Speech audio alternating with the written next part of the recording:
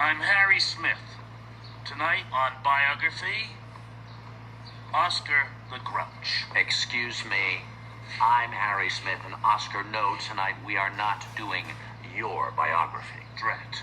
But we are doing something I think you will find particularly interesting. Smith, would you just take your deep, resonant voice and scram? Hang on a minute, let me explain. Tonight on Biography, we go to Sesame Street. We'll go to some places you've never been and meet some folks maybe even you do not know. Oh, be still my beating heart. I can't wait. You know, but as every child knows, you can't judge a book by its... It looks like any other bare and basic conference room. But as every child knows, you can't judge a book by its cover, or a room by its simplicity. All right, this is the May 23rd, year 2000 meeting of the writers of Sesame Street. And we're going to be ourselves today. At 11:20, we're all going to break into a fist fight over the concept of cooperation. This is kind of an annual rite of spring, when the writers sit down to discuss the shape of shows for the coming season. The storm comes to Sesame Street and everybody goes inside and they're protected. And we see a shot of the nest outside and the wind is blowing and papers are blowing. Head writer Lou Berger thinks one of the highlights of Sesame Street 2001 will be a week of shows when Sesame Street is forced to rebuild after a hurricane hits the neighborhood. The shows will help teach kids about friendship and fear, about loss and recovery.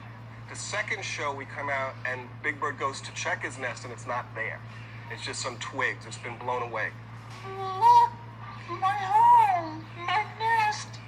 It will be nearly a year before this show is finally finished and on the air. But this is where it all begins, with these men and women, the parents in a sense, who bring so much of Sesame Street to life.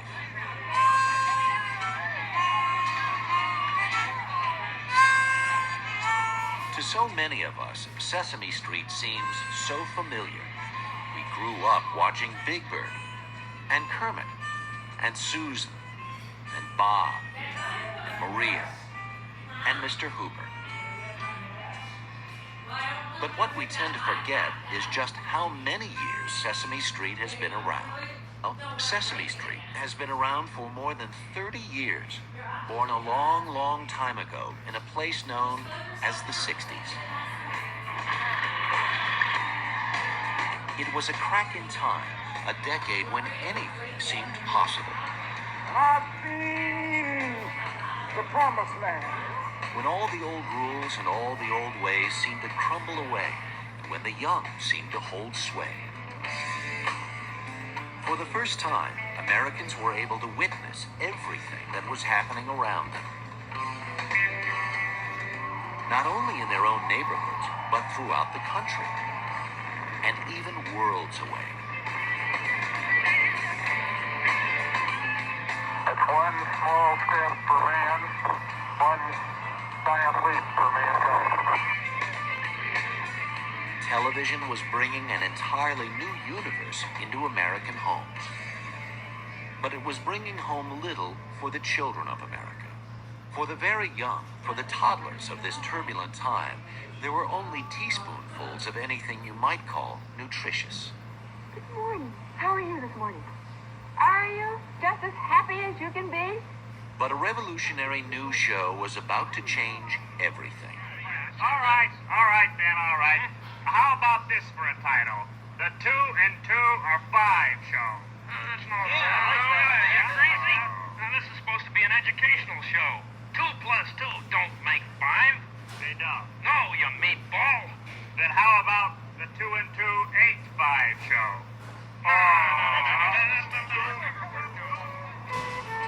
It was February 1966. The documentary producer at New York City's public television station was about to set out on a journey along a thoroughfare of make-believe. She would become a Pied Piper who would lead millions of preschoolers through their ABCs and make learning fun. And it all happened quite by accident at a dinner party thrown by that documentary producer, Joan Gans Cooney. One of her guests was an official at the Carnegie Foundation, Lloyd Morissette, who was then trying to find ways to better prepare poor kids for school. The dinner had been going along, and then after dinner, during the conversation, it just struck me, Joan, whom I knew very well, was in television. And we had never thought of using television for the purposes of trying to reach young children. And something clicked in his mind, And I said to Joan, do you think television could be used to teach young children? meaning letters, numbers, pre-reading, pre-math. And Joan's answer was, I don't know, but I'd like to talk about it. Hey, these kids can't read or write, can they? No. Then how's about we call the show Hey Stupid? Everyone I talked to said, do it. Just do it. It was just amazing. Some kids had the advantage of growing up in homes with books and educated parents, and when they started kindergarten, maybe they already knew the alphabet. Maybe they could even count. But there were millions of children who grew up in disadvantaged neighborhoods, who started out life a step behind, and too often never had a chance to catch up. I suddenly saw that I could go on doing documentaries about poverty and the educational deficits that poverty created. I could do them forever and have no impact. And that I suddenly saw this could make a difference. That was the beginning, really, of Sesame Street. Oh, it sounds like it's going to be a real smash. What's the idea of this show? Well, the idea is to teach little preschool kids some stuff that'll be useful to them in school. Like numbers and letters and like that. And your idea is that the kids are going to race in from baseball and turn on the educational TV channel to be taught letters and numbers. Go ahead. Now. But they will, Kermit, because all the teaching stuff is mixed in with stories and cartoons and like that. $8 million in grants, a huge sum at the time, came from foundations and from the federal government, earmarked for research and planning, and for the production of one season of this new show. An episode a day for 26 weeks, 130 shows in all. Joan Gans Cooney would head the production unit, the Children's Television Workshop, and would create a show unlike anything else on TV. I did say no magic house, no fantasy land. It has to be something real. And John Stone, one of the producers, came to me and said, I've been thinking, why don't we put this on an inner city street? And he always says I paled at the suggestion. And then I said, John, if you think it will work, let's try it. So you paled when... I paled when he said, what about an inner city street? Want to see some of the little films that'll be in the show, Kermit? Okay, here's one to teach the alphabet. Late last week, a real old dog went out digging in the terrible fog, found some dice on a hollow log, and won a duck from a friendly frog. We're gonna keep repeating them, Kermit, just like commercials on regular TV. Again and again till they sink in, you know? Oh, that's kind of a groovy idea, Ralph. Commercials for the alphabet.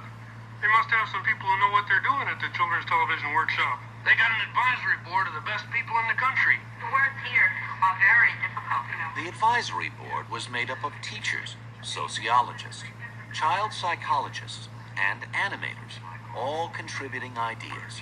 Two boys were sitting there talking and kind of casually. One boy says, What's happening, man? I don't know.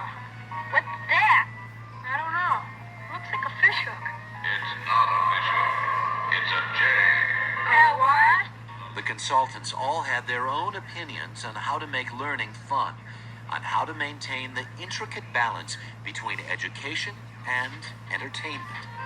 Once upon a time, a guy named Joe noticed a June bug on his toe. And the researchers would come back and say the J should not be in the upper right-hand corner. Children don't look up there. It has to be here or the lower left-hand corner.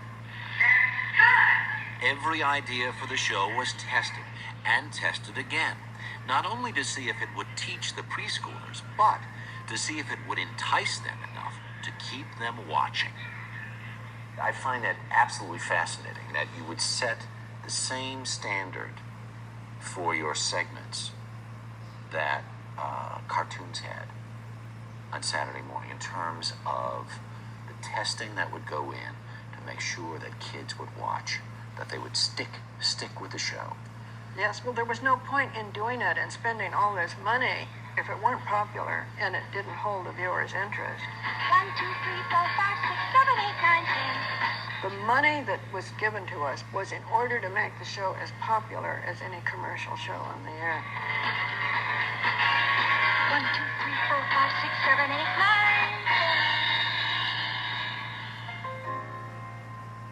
10. To help make it popular, a trailblazing band of creative pioneers was recruited for the project, all intrigued by its revolutionary nature and by the promise that they could try virtually anything. A young filmmaker and puppeteer by the name of Jim Henson joined the staff. At the time, he was known for the zany and offbeat commercials he made. Want a cup of Wilkins coffee? What'll Mr. Wilkins do if I don't? Oh, he'll probably put his foot down. Joan Gans Cooney knew of Henson's work and admired it. I want the cheap stuff. Sorry, but that other coffee is for the birds. Here, hold this. Oh, boy, he's a hot salesman. But she had never met him and was in for a surprise. We were having these seminars in various hotels, and I kept looking nervously over my shoulder, for a man had walked in with a beard and sandals.